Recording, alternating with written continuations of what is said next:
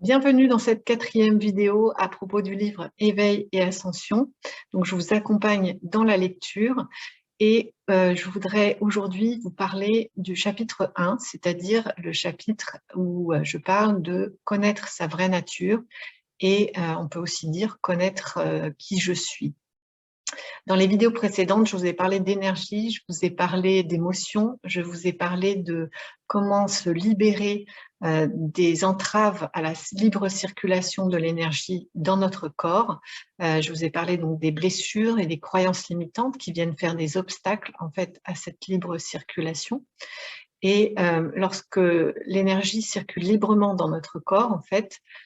on est à notre plein potentiel, c'est-à-dire qu'on a une pleine santé, on a aussi une pleine conscience, on est pleinement inspiré et guidé à chaque instant, on est libre, on est souverain.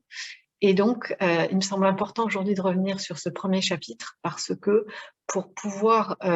faire ce chemin de guérison et de libération de ces entraves énergétiques, il faut savoir qui on est. Et en fait, ce n'est pas quelque chose d'évident parce que dans notre éducation, on ne nous apprend pas qui on est. On nous apprend qu'on est un petit individu, que l'on a un caractère, que l'on a une personnalité et qu'à la fin de la vie physique de notre corps, ce corps va mourir et qu'après, il n'y a plus rien. Donc, à partir de ces informations-là, en fait, c'est la première source de peur qui engendre l'émotion peur, qui va venir nous freiner, qui va venir nous limiter. Et connaître sa vraie nature, ou au moins savoir qu'elle existe, c'est pouvoir y revenir, c'est pouvoir la découvrir, c'est pouvoir la développer, c'est pouvoir lui laisser plus de place à l'intérieur de soi. Donc, c'est une notion nouvelle parce qu'on en parle depuis peu, depuis que le développement personnel ou le développement spirituel sont devenus quelque chose de normal, quelque chose que presque tout le monde recherche, en tout cas en Occident. Donc, maintenant que ça, c'est possible, on peut mieux connaître notre véritable nature, c'est-à-dire que nous sommes une parcelle d'énergie de vie, c'est-à-dire la même énergie qui anime tout ce qui est vivant, que ce soit les planètes elles-mêmes, la Terre donc, que ce soit tout le règne végétal, les arbres, les fleurs, tout ce qui répond au domaine végétal, mais aussi animal, toutes les formes de vie en fait. Et parmi ces formes de vie, l'être humain est le seul à avoir une conscience, c'est-à-dire à savoir qu'il existe. Et ces autres formes de vie, elles ne font rien pour exister. Elles ne se lèvent pas le matin en se disant « tiens, il faut que je fasse ceci ou il faut que je fasse cela ».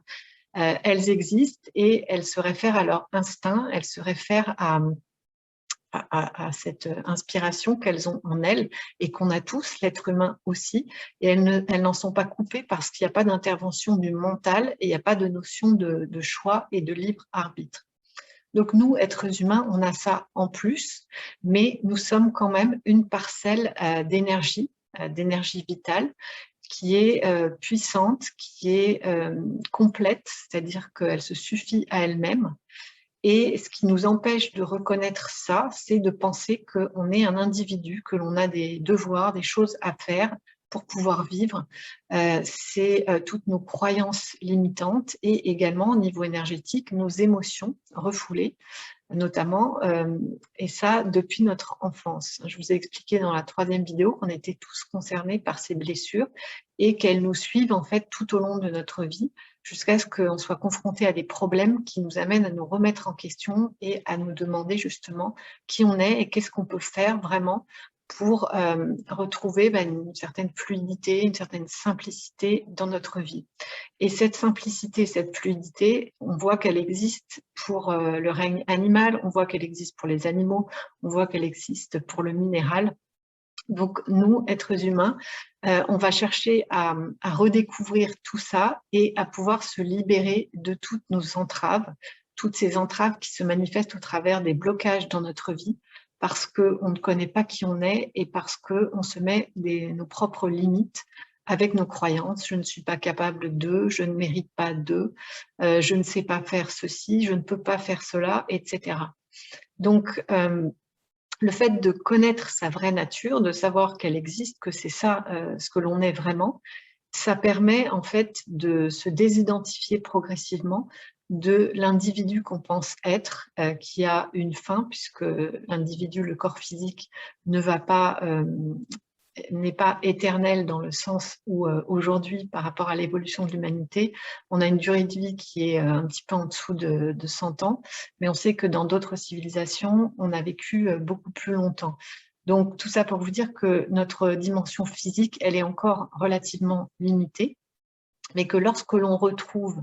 la pleine conscience de qui on est vraiment, cette expérience que l'on fait dans notre corps physique, elle peut durer beaucoup plus longtemps et ça nous permet de grandir en conscience, de faire davantage d'expériences d'amour notamment, mais de toutes les formes d'expression de la vie au travers de notre créativité. Donc voilà, c'est dans ce premier chapitre que vous allez trouver comment accéder justement à la conscience de votre vraie nature au travers de votre intuition, puisque notre vraie nature, au niveau individuel, on peut appeler ça aussi le soi, le maître intérieur, notre présence, certains l'appellent « je suis », ça dépend de l'angle de vue, des écoles spirituelles, des cultures, hein, il y a plein de dénominations différentes, mais ce soi, cette conscience supérieure, elle nous guide en permanence et elle nous donne tout ce dont on a besoin en permanence. Le problème, c'est que comme on ne sait pas qu'elle existe et comme on ne lui fait pas confiance et comme on ne sait pas comment elle communique avec nous, on ne l'écoute pas et on ne se fie pas à elle. On ne se laisse pas guider, on ne se laisse pas porter par cette conscience supérieure qui est en nous en permanence. Donc, dans le premier chapitre, on voit comment accéder à son intuition, quels sont les différents canaux que nous possédons pour ça, et je vous mettrai une vidéo après celle-ci pour vous aider à aller plus loin sur ce sujet, pour identifier les différents canaux d'intuition que vous avez en vous, parce qu'ils diffèrent selon les êtres humains. Et en plus de l'intuition, donc, comment se reconnecter à son ressenti, c'est-à-dire à la fois nos sensations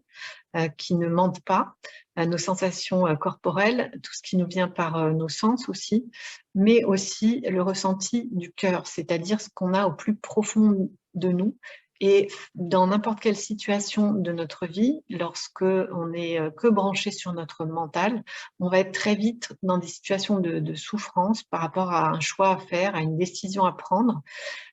parce que quand on est animé par notre mental, quand on est gouverné par notre mental, il y a toujours des conflits intérieurs et c'est un petit peu comme un labyrinthe. Alors que quand on se connecte à notre cœur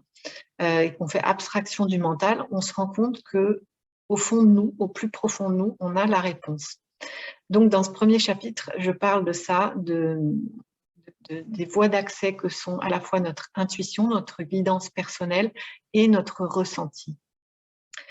Donc, je vous laisse redécouvrir, relire éventuellement ce chapitre qui est relativement court, mais où vous trouverez des éléments essentiels pour découvrir ce qu'est votre vraie nature